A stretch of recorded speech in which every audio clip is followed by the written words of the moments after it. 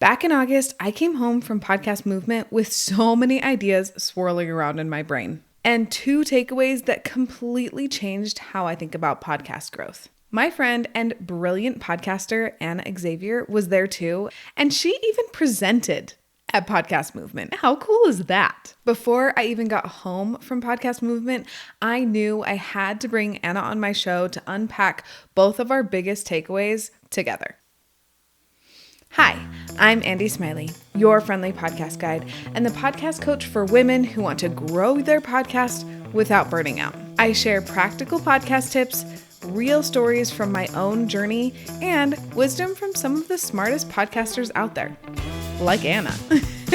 Just a quick reminder, at the end of this episode, I'll share one simple step you can take from our conversation so you don't feel overwhelmed trying to do all of the things. And before we jump in, one of the wildest parts of Podcast Movement this year was that no one was talking about Pinterest. Not one session, which blew my mind because leaning into Pinterest is what allowed me to go totally Instagram optional for my podcast. No more chasing trends or stressing about algorithms, and I'm still growing my show every single week. That realization inspired me to create Pinterest Magic for Podcasters, my step-by-step system for marketing your podcast in under an hour a week. If you're ready to stop hustling on social media and start seeing consistent growth, check the link in the show notes. Okay, let's dive into my conversation with Ana Xavier and share our top takeaways from Podcast Movement. Ana and I met at Podcast Movement last year, and then this year we were actually friends at the beginning of it, so we hung out more. And there were so many takeaways from Podcast Movement. I learned so much, but here are my top 2. So my first one is podcast SEO is completely necessary for podcasting. Like, if you aren't currently using podcast SEO, you need to start. It's so important also with so many things. You can definitely look at it different ways because it's either podcast SEO, regular SEO, answer language, basically like natural language, and even LLMs, which are the ChatGPTs. So pick whatever is most exciting and go for it. Totally. Yeah. And truly, I think why I loved hearing so much about podcast SEO, like SEO in general, is that it's something that I can do once and then like check in on it periodically, but that's it. Like, I don't have to constantly be doing stuff for that strategy. I can just like implement it, take like a day to implement it, and then it just kind of runs in the background while I like live my life and do all of my other podcasting things. Yeah, and to another point, which is something that I've been actually done this summer while I was in between seasons, you can do that after the show is out. And so basically, you don't feel like you need to do everything the week the episode goes out. You can go back and readjust the keywords or figure out, like, actually, this episode didn't get as many downloads as I expected. Let me change a few things. And you can do that and batch that for so many episodes. And off you go. You're done.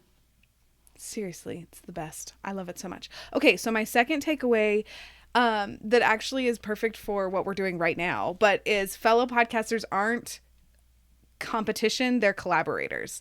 And that is something that I heard so much, especially from the keynote from Ariel and Lauren. Yes, I loved their keynote. They just bring the best energy to Podcast Movement. I love it so much.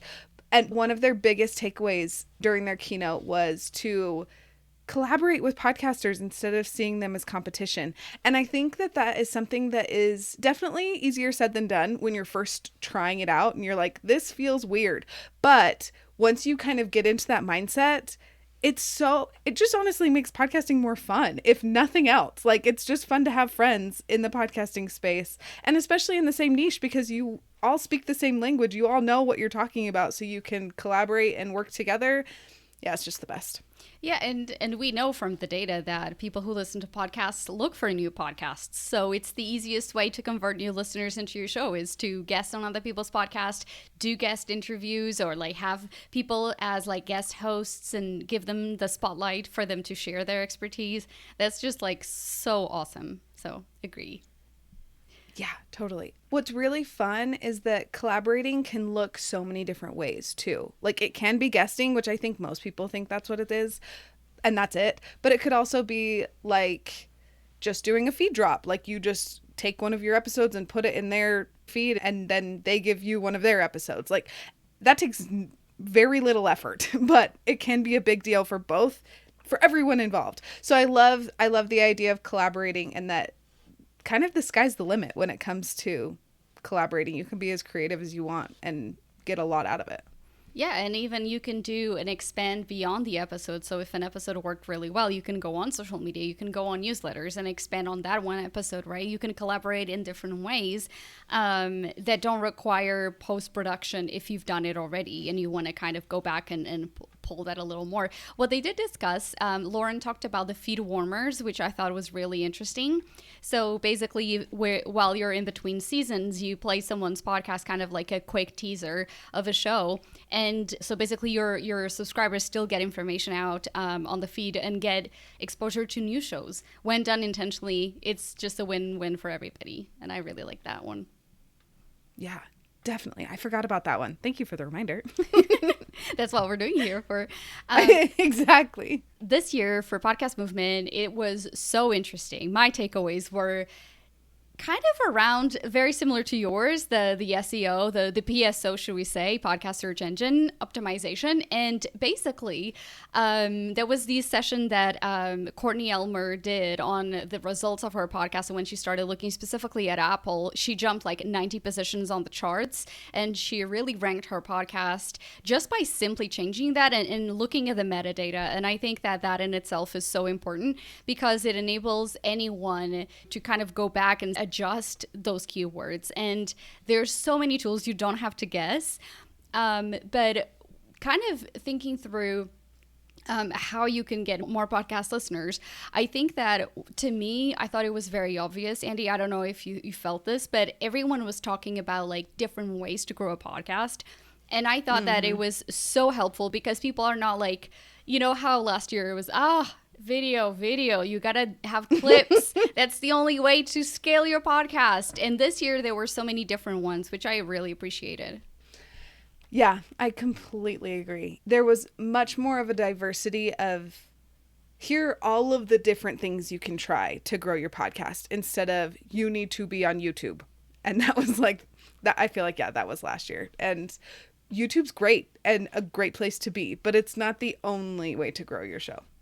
Right. But also, actually, we should plug your Pinterest guide because that's another way for people to actually really grow the podcast. It's true. Well, and truly, that was fascinating to me, was that no one was talking about Pinterest at Podcast Movement. I assumed there'd be at least like one session. There was not. Maybe I will do a session next year about it. That'd be fun. Pinterest is my favorite way to grow my podcast because it takes not very much effort and your efforts are compounded kind of indefinitely. Like I have a pin that I made 6 or 7 months ago that is still bringing listeners to my show every single week. So if you want to try Pinterest yourself, I have a Pinterest for Podcasters guide that will walk you through all of the steps to make that happen for you. And I'll make sure that the link is in the show notes so that you can grab that if that's something you're interested in. Excellent. I mean, this is the perfect example of showcasing how can people look at what do they normally do best at, like they really enjoy. Because as you know, like podcasting is a long-term game. You have to stay in it for the long haul. So whether you're doing social media, for instance, I love doing social media, or you like writing newsletters, whatever it is, you have to stick with something that you enjoy because otherwise you're not gonna stay motivated. You can try to plow through for 3 to 6 months, but then after a while, you're just like, I hate this. And we don't want that. My second takeaway was basically how everyone is so upset and mad about celebrities getting ad money. I thought it was fascinating. But I had this conversation multiple times with podcasters and other peers at the event, and I was saying it feels like every edition of Podcast Movement, there's a villain. everybody is like, ah, AI and celebrities, they're taking over the feeds. They're basically stealing all of our audience. And it's kind of true to a point, because the top 10, the biggest shows, the most popular ones like Call Her Daddy, Diary of a CEO, School of Greatness, all of those, they hold 90% of the audiences worldwide. So it makes sense that people get a little scared and people have limited time to consume podcasts. However, someone who is enjoying your show, Andy, is not going to be having the same behavior as when they're listening to a podcast all about kind of gossip or true crime. They're primed for learning when they're listening to your show. So there's kind of no intersection. People have their behaviors, and so they're going to stick to their behaviors. And I think that people need to remember that just because you're not a celebrity, it doesn't matter, because celebrities, they're really trying to become very relatable. Because people are really pushing back on a lot of the elements about fame. Everyone wants to be famous, but at the same time, they push back on a lot of elements. And so you being a relatable person really has a lot of wins. And so I think that people need to just stay the course. A lot of celebrities, they do one season and they leave y'all. It's not that much of a deal. But I think that I always see that people are really kind of looking for things to blame on why the show is not growing. And don't let celebrities be the reason why you get discouraged. It goes up and down, but no one will ever choose between your show and the celebrity. They have different reasons, different motivations to listen. So what do you think about that? I completely agree. I've noticed, for me at least, I won't say everyone, when I am having a low moment in my podcast and I'm discouraged or frustrated, I usually am trying to find someone else to blame.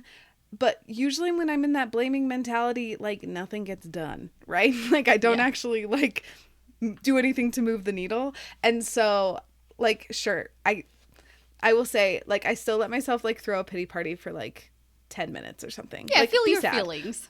Right. We're all about feeling our feelings at our house right now. A lot of tiny children with a lot of big feelings. You got to feel them or else they're going to come out sideways. But after you feel those feelings, you got to move on and you got to think, okay, somebody is listening to my podcast, many somebodies, and they're enjoying the show. So let's make sure we keep showing up for them. So then they'll tell their friends, and I will slowly grow my show, even if it might not be as fast as a celebrity. But like you said, a lot of celebrities, they get into it and they're like, oh, yes, of course I need to have a podcast. And then they try it and they're like, oh, I guess that maybe that's not as much fun or whatever. But you're right. Most of the time they don't last very long. So as long as you can outlast them, I think you're solid.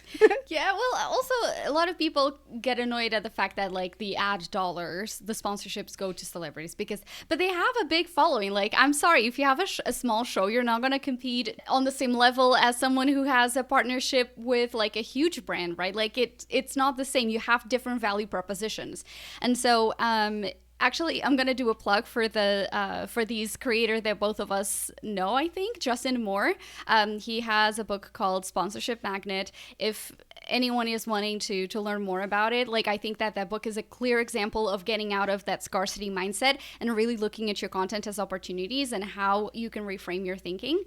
If you're wanting to do sponsorships, I think it's really important.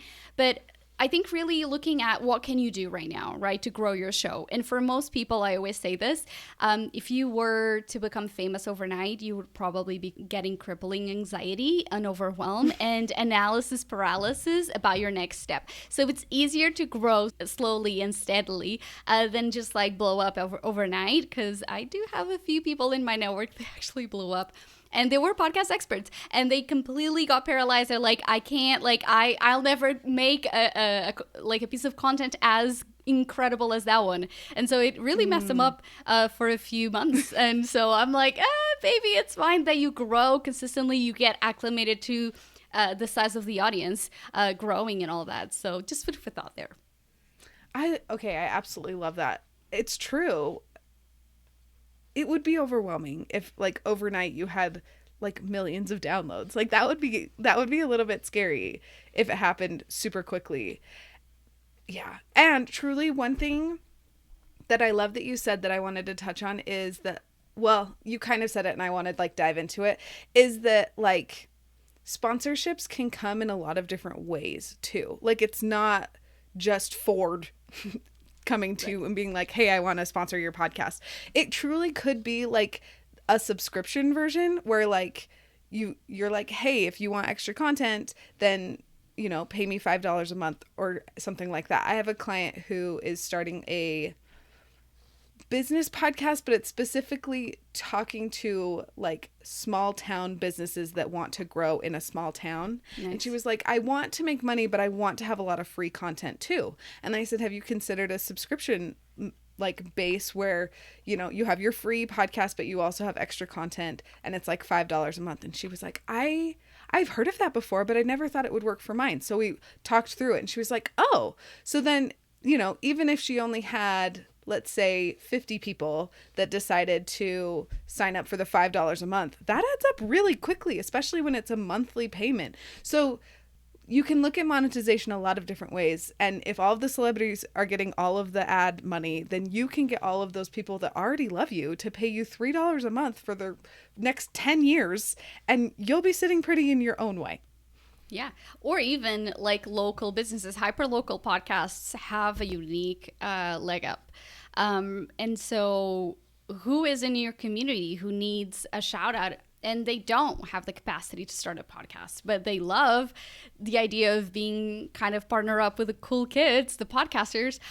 So there's so many opportunities there for our audience to think about like who is within my network, who are these people that already are prime, that know, like, and trust me, that I could go and promote my podcast and get them involved, because you really have control. You have agency over a lot of the results of your show. And so a lot of what we talked on the episode has been really about like understanding that there's a million different ways to grow a podcast, but like which ones are the ones that are the most exciting for you, the most sustainable, and the ones that you can find a unique angle and win like that. I completely agree. Well, this has been absolutely delightful. Thank you for being on the show today, Anna. Well, thank you for having me. I'm very excited to hear what the listeners' ahas have been. If you'd like to listen to my show, it's called The Podcast Space, available on all podcast platforms, including YouTube. But the easiest way is to visit thepodcastspace.com/podcast, and you can find all the links, the show notes, all of the resources that you can dream of. They're all there. So I would love to find people that are looking for like a way to grow their show in a way that is sustainable and practical, and those are all the things that I do share on the show. Definitely. And also, Anna has a fabulous Instagram, so you should go follow her over there too. Yes, say hi there. That's the one main place that I'm almost every day sharing like at least one itty bitty piece of content or one tip that people can implement right away. So thank you for the blog, Andy. Of course. Instagram, I have a interesting relationship with Instagram. I love Instagram stories to keep up with people, but I do not like posting on Instagram. It is just not my thing, at least not right now. It's just not, it's not sustainable for me. But I will hop on and like go see what Anna's up to and go see all of my other friends, and then I'll hop right back off. Honestly, it's giving toxic boyfriend vibes. That's what it does. Because it's like, you're posting and it's like, nobody is seeing this. But like, well, it's not that nobody is. Like, user behavior is changing and people are getting more used to kind of just consuming passively versus like actually engaging. So that's why you feel so hard. But it's the one place where most people want to hear about their favorite podcast hosts. So just, it's true. That's what the data says.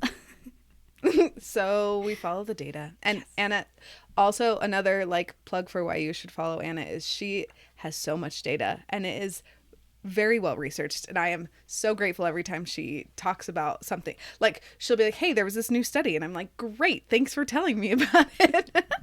Yes, I mean, I have to. Like, I dropped so many pieces of data throughout this whole episode because it's true. Like, data tells the story, but also data helps us make, like, important decisions about our content, and it, like, removes that emotion out of the decision-making process, I feel. Definitely, and when there's less emotion, it usually makes it easier to make a decision or to just move forward sometimes. So yep. I love it. Okay. You're amazing, Anna. Thank you so much for being here today. Thank you for having me. Wasn't Anna amazing? Her energy and insights about sustainable podcasting always light me up. If all this talk about SEO, collaboration, and strategy has your wheels turning, here's one simple step you can take from this episode. Connect with one other podcaster in your niche this week. You could comment on one of their posts on social media, reply to one of their stories on Instagram, or maybe you send them a quick email replying to one of their newsletters, telling them how awesome that newsletter was. Seeing fellow podcasters as collaborators instead of competitors will make podcasting so much more fun, and it will help your show grow faster too. If you have a podcast friend who could use Anna's encouragement today, would you share this episode with them? You never know what idea it might spark. Next week, I'm teaching you how awesome email is to build genuine connection with your listeners. Thanks for being here, and I'll see you next week.